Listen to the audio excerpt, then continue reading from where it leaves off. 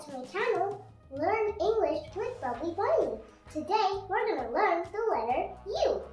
The sound of the letter U is And did you guys know that U has two sounds? One is and one is U. This is the capital letter U, and this is the small letter U.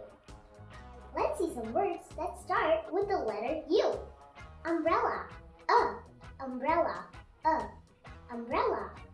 U, university, U, university, U, university. Underwater, underwater, underwater. Uniform, U, uniform, U, uniform, U, uniform. After Sunday, it's Monday, right? We have to go to school. That's so boring, right?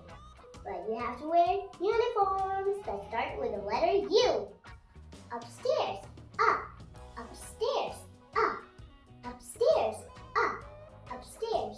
Uncle, uncle, uncle. Utensil, U, utensil, U, utensil, U, utensil. You always have to remember that the U has two sounds. One is one is U itself. That was a very quick video of you, right? And hope you guys learn and practice about that. And make sure you hit the like and subscribe button for more Learn English with Bubbly Bunny videos. Bye.